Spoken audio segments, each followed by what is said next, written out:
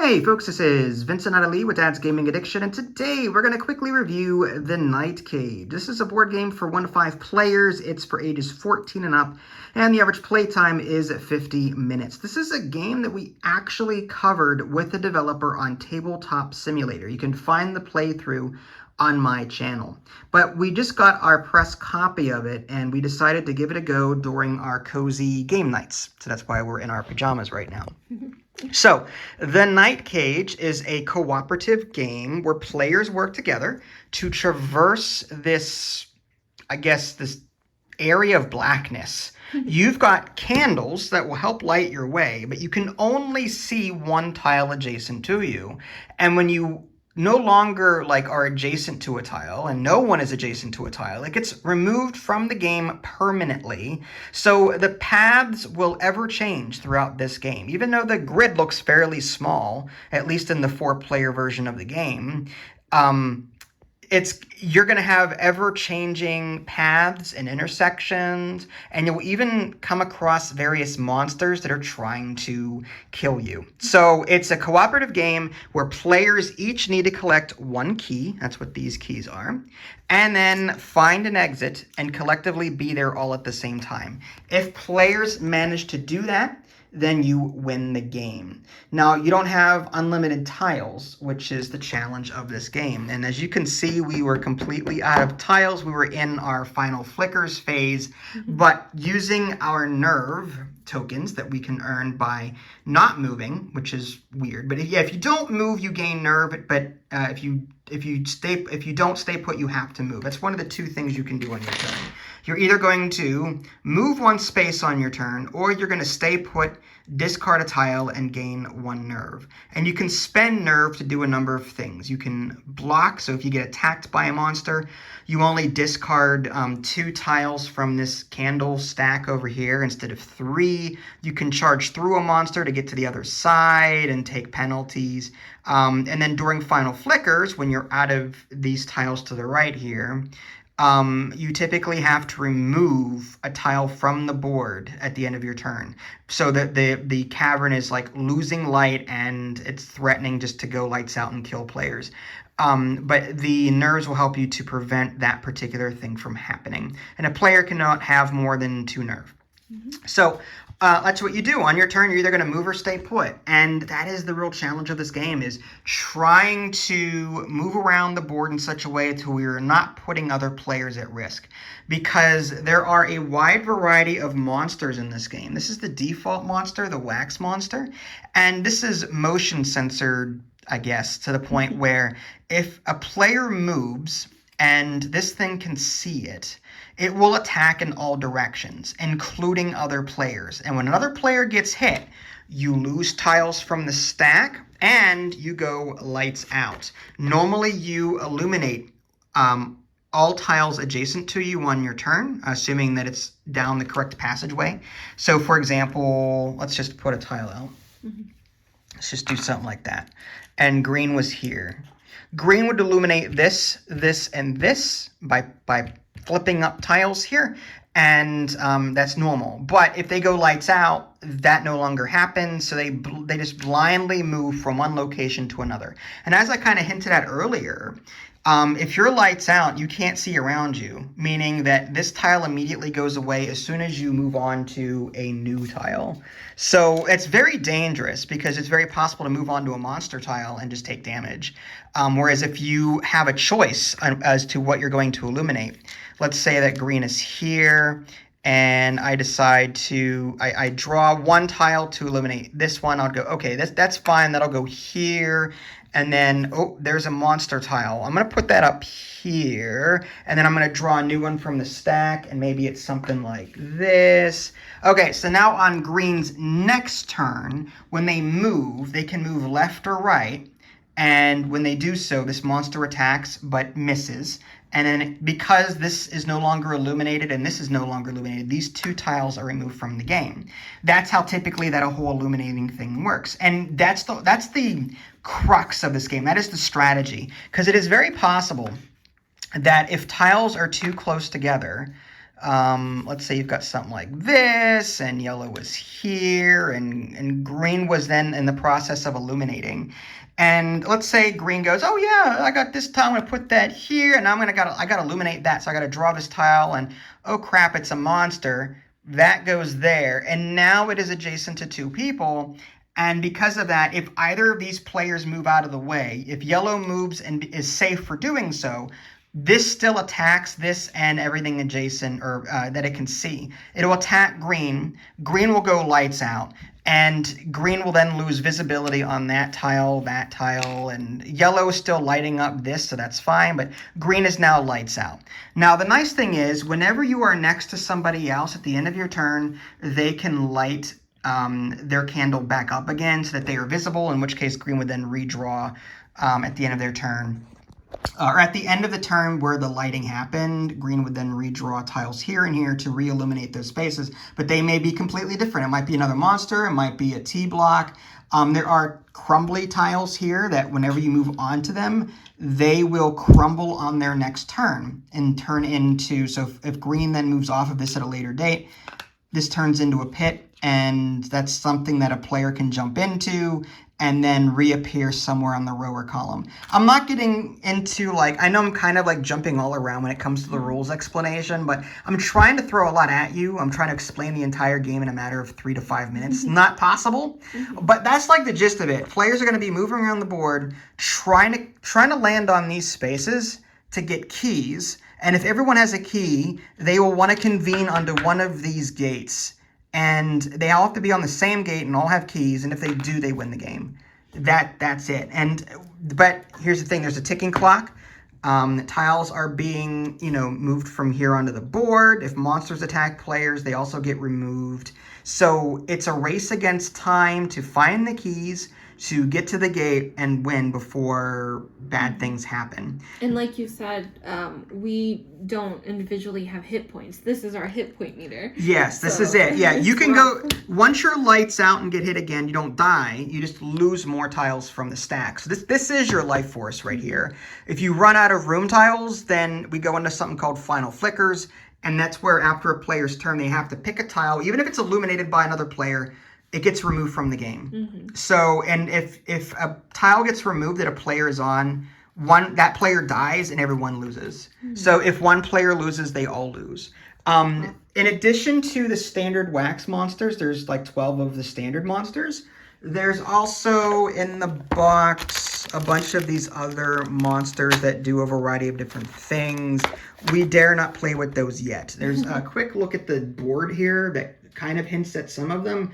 There's the Pit Fiend. What is that? I can't read. The Keepers. The Keepers. And it replaces all keys. Ooh, okay.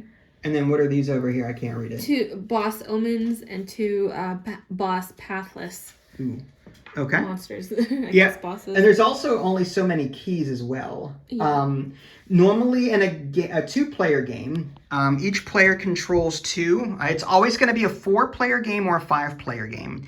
And it's always going to have a certain number of keys depending on the player count. You can actually up the difficulty by removing keys, or you can make the game easier by adding more keys. There's 8 keys in the box, and you're supposed to use 6. We used 8 for our playthrough, and it was still an extremely tight game. Yeah, we also made quite a few mistakes, and we kind of had to... 3 of us were lights out. Yeah. For half the game, and we were just blundering. We were trying to get reorganized and try to get players back to each other so that red was the only one that wasn't lights out. So we were trying to maneuver red to the other players. But the problem is we were drawing like a monster. We were running into a situation where we were drawing monsters repeatedly toward the middle end game. So and we would miss because this board wraps around, we would miss the monster having line of sight. To, yes. A person. So it was that's fine. It's a so like Pac-Man, this board wraps around. So if this were here and this were here and yellow were here, something like this, something like that, and green were, say, here. If on yellow's turn, they go to move out of the way, something like this, to avoid this creature, this would wrap around. Oh, yeah, you can't do that. Here, give me a new tile. Here, there we go. Yeah, it doesn't make any sense. You try recording I know, and I know. commentating while doing correct things. So if yellow were here, and he's like, I'm going to avoid that monster. Oh, wait a minute. That still attacks because yellow triggered it, but it still wraps around and hits green. And now green goes lights out. This goes away. That goes away. And then we lose some tiles from the stack. Like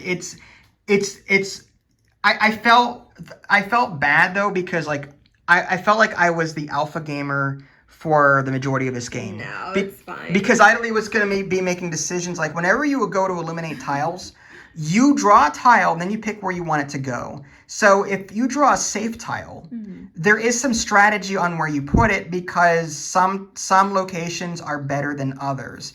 Because in this situation, let's say this is the situation. If yellow were going to be drawing tiles right now, if I draw one here and it's safe, and I draw one here that's safe, and I draw one up here that was safe, something like this. Now, the only last place to go is here, whenever I go to illuminate that place.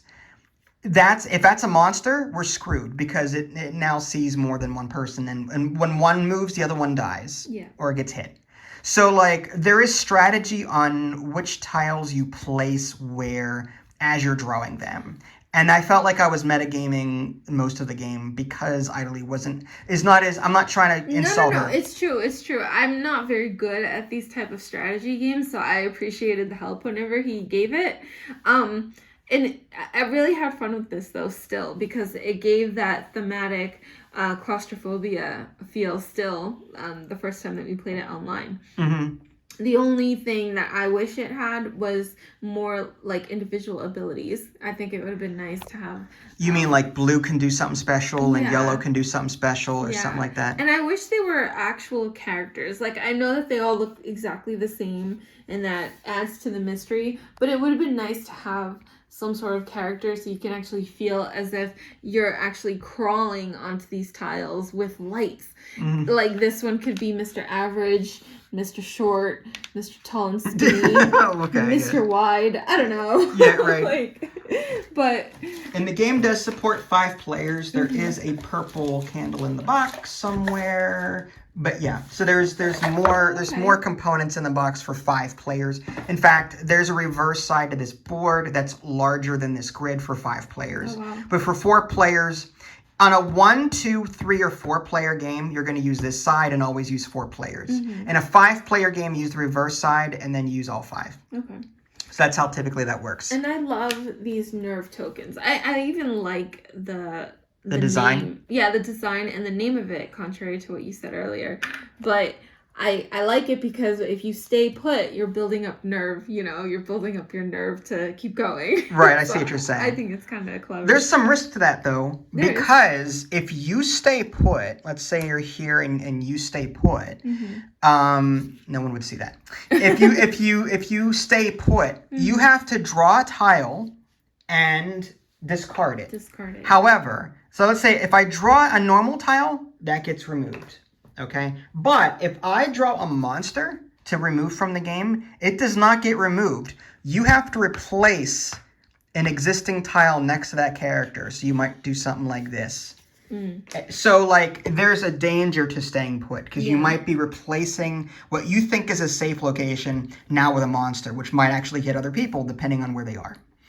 So it's a challenge. Did we skip a bunch of parts of that? 'Cause I don't No, we did that once or twice. Yeah, there was a situation where we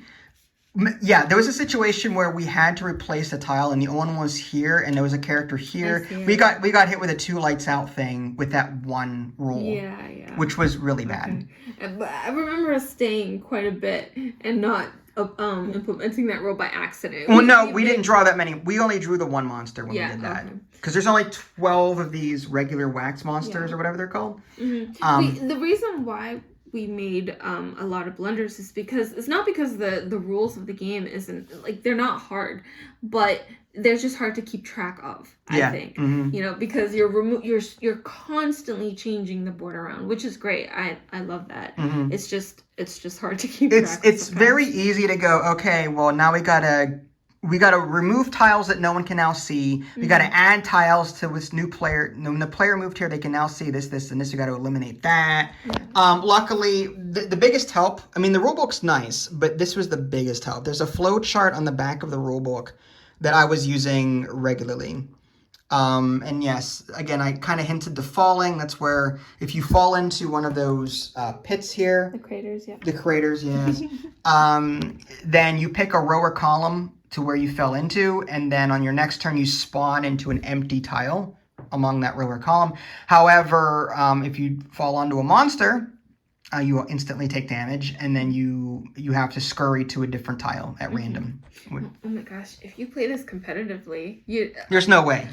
Like you have to be the first person to get out. I think that'd be interesting. That would be an interesting variant to where just compete to be the first.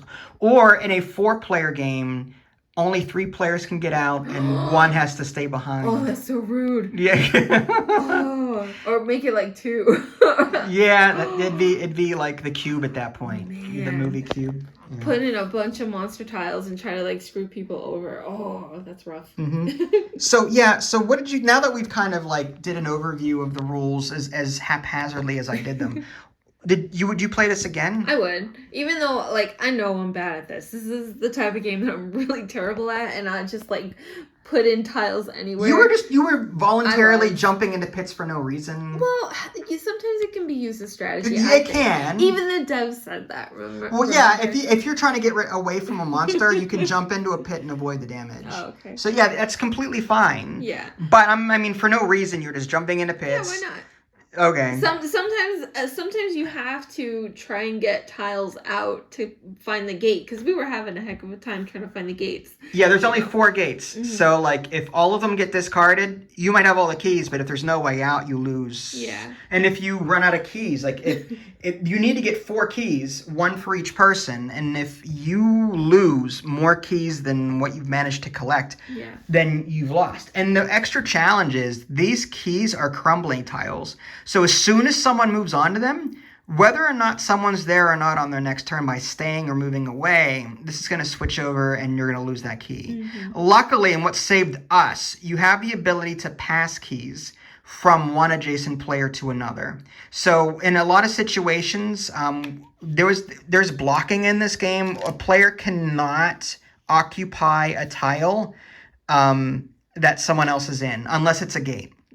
So I think in our game, blue had a key and yellow did not, but blue was blocking the way. If blue were to move away to make way for yellow, this would no longer be visible and would go away as well. So blue passed their key to yellow, and then on his next turn, he moved onto the space to get the key. Yeah. So like there is some extra strategy there that you can use to. I love that. As a competitive, like you don't see a lot of cooperative board games where you really have to cooperate. Yeah. And with this one, you really have to take into account, okay, I can light your candle, or I can pass the key to you, or I can put a tile here so that you don't get eaten, by a monster. So I do like that aspect of it. Yeah, I mean, Pandemic is cooperative, Forbidden Island is cooperative, but I felt like positioning in this game and communication was way more important. Yeah. Because in Pandemic, I'm able to kind of do my own thing and players do their own thing and still win. Like, we don't have to go, you need to be over here. Yeah. We typically never have to do that with games like that. Whereas in this game, position is everything because of the way these might spawn when you're illuminating tiles, because when keys spawn, you need to stay over here. Can you stay in this area to keep this lit so I can get over there and get this? Can you this gate, this is our last gate. Someone needs to stay on this gate or around this gate so it does not go away to give us time to get the other keys so we can get over there. There's a lot more communication in this game because of stuff like that. So this is a fantastic, and I love the theme too. It's definitely morbid and horrid. It's so creepy, and I love it. I love that it's like black and white, really, and the only colors are the candles. And it's just so dark, and it's so makes me feel It's as if creepy. I'm crawling. It's a nightmare. You know, this is what love- nightmares are made of, kind of I thing. love the art too. Like it's really. Those are the interesting. prisoners. Yeah, those are the Yeah. prisoners in this game. That's you. Yeah, I do wish the monsters were all different. Having them be all samey. I mean, I know it's just the base game and there are different monsters, but I do wish all the monsters were unique. Mm-hmm. But at the same time, production cost, I guess. Well, you mean just the visible, Yeah, the like visible the art. tiles. The art was Yeah. different. Yeah, I love art where all tiles are different. Mhm. I like that extra oomph. Mhm. When you have like the same tiles, it's like okay, well, all right. Yeah. But still, Other than that, fantastic game. and I was surprised that the keys were like these. I mean, these were I like well done. them. They're Skull keys Skull that can keys. open any gate. It's so nice. Yeah. All right, folks. So that was the Night Cage. Definitely a recommend from us. If you guys want to see a full playthrough, check out our playthrough with the developer on Tabletop Simulator. I will do my best to get to a solo playthrough at some point, but for the meantime, this will have to do. All right. Well, this is Vincent Adelie. Thanks for watching. We'll catch you all next time. Take care. Happy New Year, guys. Happy New Year. Bye.